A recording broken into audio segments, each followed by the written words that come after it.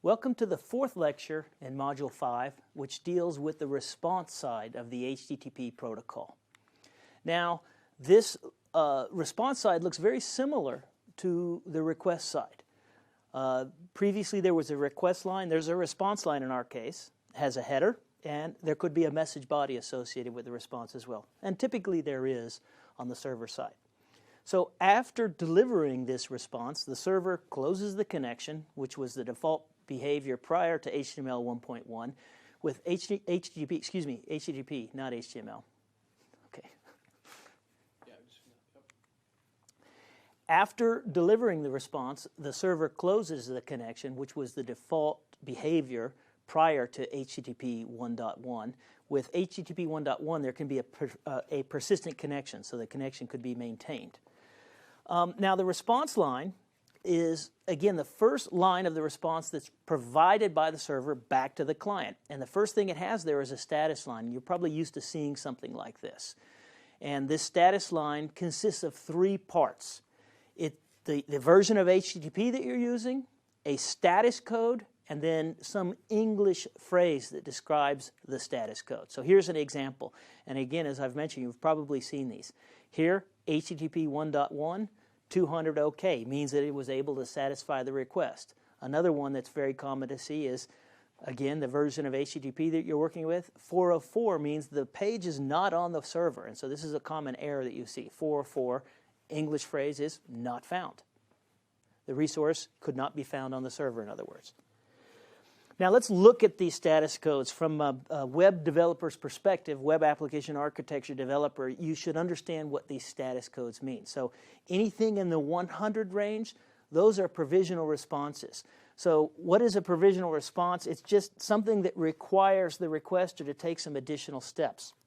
A very common one is this 101, which says let's switch protocols. Let's move from HTTP to HTTPS, a secure protocol.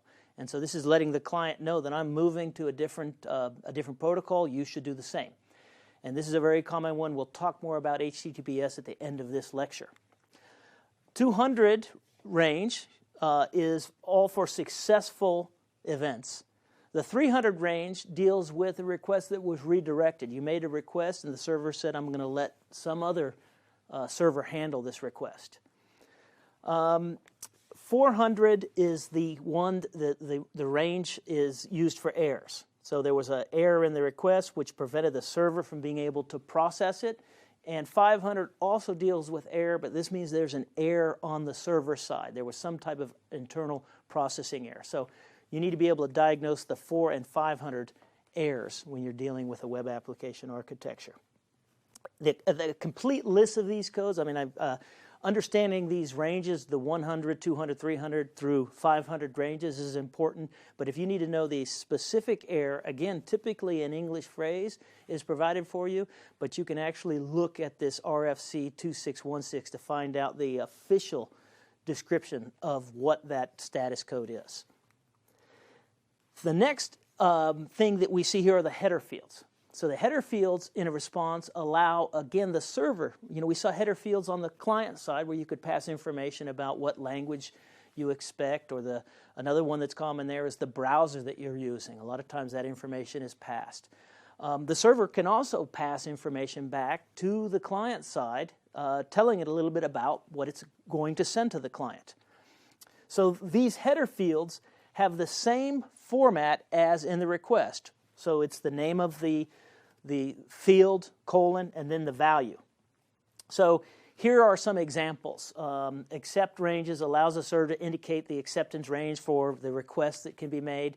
The age, this is the sender's estimate of the amount of time since this response was generated. So this gives you could use this to look at how responsive an application is.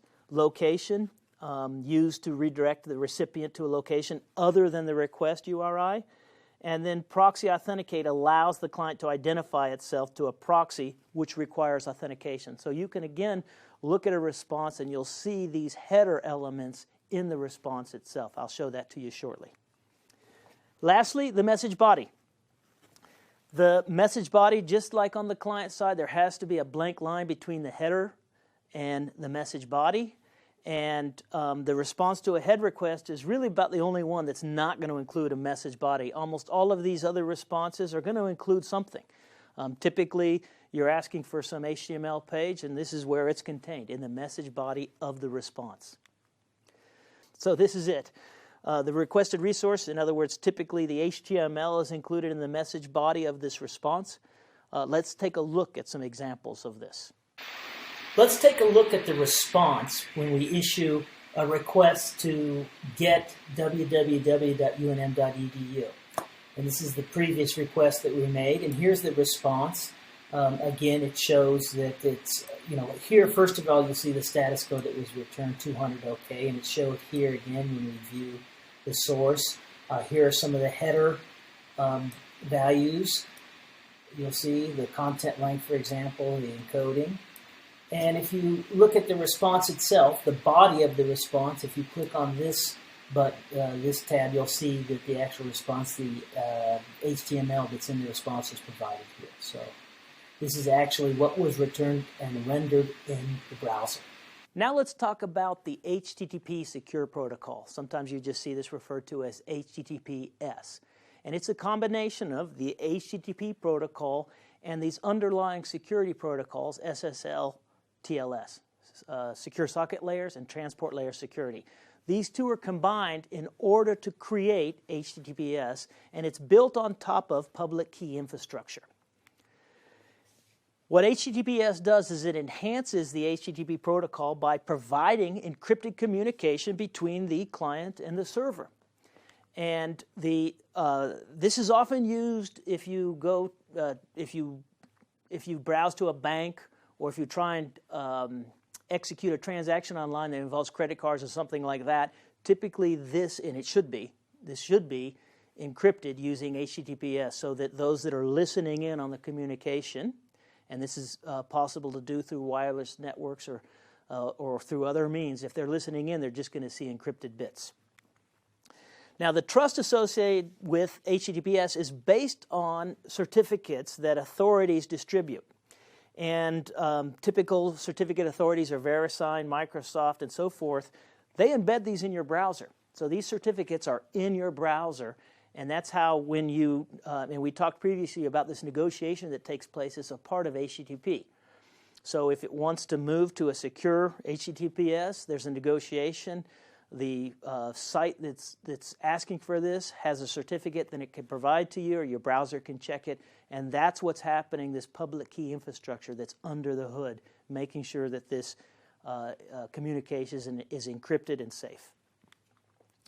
So what you'll see is if you go to a website that's using HTTPS, you'll see that it begins with HTTPS:/// and that typical port, rather than port 80, port 443 is by default reserved for HTTPS communication. So this completes Lecture 4 in Module 5, which deals with the response side of the HTTP protocol.